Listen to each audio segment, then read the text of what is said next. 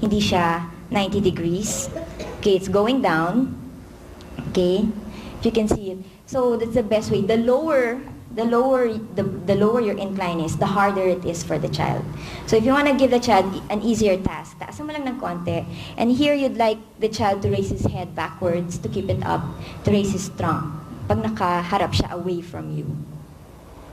So if you think she's comfortable in this position, challenge her more by increasing the inclination of your legs.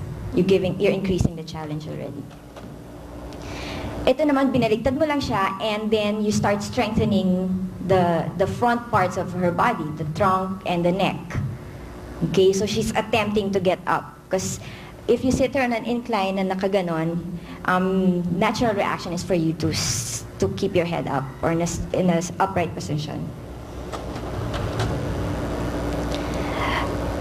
I didn't know how to take this picture, but it's actually, you'd like to develop the side, the ability to flex your head to the side, okay? You need that in so many other movements, especially in crawling and getting up to sitting, mga rotational movements. So what we do here is, same, nakaupo siya, kaya lang yung isang leg mas baba kaysa sa other leg. So if you have your legs this way, initially, just lower down one leg, it will tilt the child to one side, and it would require her to move away from that tilt. Okay, so ito yung mga parts ng muscle niya na magsa-strengthen. So just bring it up and then do the other side, and the child will fall this way. So the child would tend to go up that way. So simple things like that. And I tell them to do this while they're waiting for their doctors or they wait papaaraw sa umaga. These are the things that you can do, two birds with one stone, mga ganyan. And this is the front version of that same activity.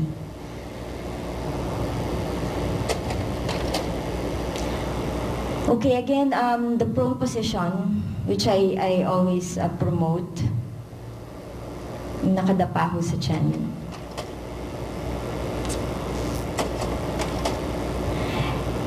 And then one of the reasons, one of the handling, we handle them so that hopefully someday they move, or they move more. And cruising, we call this cruising, when you're holding onto a bed or to your sofa and children walk this way. That's cruising, and that's the first step of moving around, being able to move around. Even gabay ka ng mga furnitures, okay? It's a good start for children. So we teach them that in the clinics. Okay, this standing and hopefully cruising someday. If you handle and position them properly, hopefully you'll be able to stabilize the necessary parts of the body so that movement will be more functional. For example, for the child to move the arms well or in a coordinated manner, her shoulder should be strong and stable. Because if your shoulder is not strong and stable, your writing will be light or hindi mo madidiin. Galing dito yung strength nun sa shoulder. Hindi mo madidiin yung pencil sa board or sa paper. Because your shoulder and your scapula is not strong enough to do that. Okay, so the position like sitting with hands propped in front, that's strengthening the shoulder and the scapula. Okay, so it's really preparatory. The activities on, remember the sitting in the chair and the child pulling up this way, that's for the trunk and the neck, and you need that for walking and sitting up eventually. Okay? Develop ability to bear weight. So putting weight on your arms and your legs is necessary. And eventually after that is shift your weight. Okay? When you shift weight, when we walk, we lift one leg, and then when we lift one leg, our weight is shifted on one side of the body. Okay, and then nag-alternate, shifting. So, children, I think as young as, when they start sitting, actually, we teach them how to shift their weight by reaching beyond arms. Kunyari, you reach ganyan, you're shifting your weight already forward, or you're shifting your weight sideways, and you're actually preparing them for a higher level of function, which is when moving, crawling, or walking requires weight shifting. So yun yung mga things that we as therapists watch out for. Creeping, crawling, and walking are the mobility patterns that we usually promote. Creeping is sa chan, yung parang guerrilla style. They creep alternately. Crawling is nakataas yung chan. Okay, and walking, it's walking.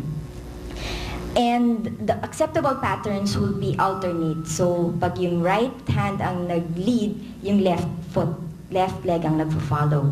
It's like walking. When we walk, when we move our left leg forward, it's our right hand that moves. Okay, so those are the things that we watch out for, the proper movement. Because some children develop crawling na mali. Sometimes they move their legs together in crawling. It's called bunny hopping. So they look like they're hopping all around. Okay, that's because they didn't learn how to move their legs in an alternating manner. One of my patients is Down syndrome with very, very low tone, very, very low tone. And one day the mom just said, "I'll bring you swimming." Wala na, magaling na siya mag-jump, magaling na siya. It developed. Kasi the buoyancy of the water has a certain resistance. Okay? So it really strengthens you. And plus you move your hips and your shoulders for that, which you need. It's called proximal stability. Yung anak ko may mild retardations, 11 years old na siya. Tapos, madalas pa siyang mag-stumble at saka mag-fall. Nagkakaroon siya ng mga bruises. Ano ang pwedeng itulong sa kanya? Babae? How old is she? 11.5. 11. Pag tumatayo ba siya, hindi siya nagsasway or steady siya? Steady lang siya pag nakatayo. Oo, baka kailangan lang ng strengthening siguro ng legs and more yung mga obstacle course or walking in uneven surfaces para lang to train her more. But when she falls, is she running when she falls? Or just walking, tas dadapa? Tumatakbo, sumasayaw. Siguro sa in-coordination din yon. In-coordination din yon. Tendency of children with mental retardation is to be inactive.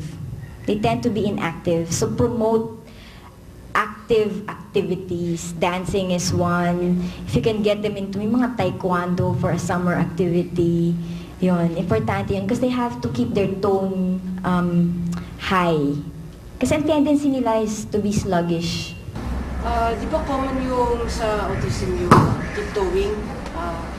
Yung napansin ko sa anak ko, mas mobile siya, nakakamove siya around. Pag nakatiptoe kasi naka-flat.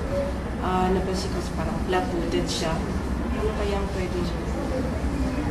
I think the tiptoeing is brought about by motor planning.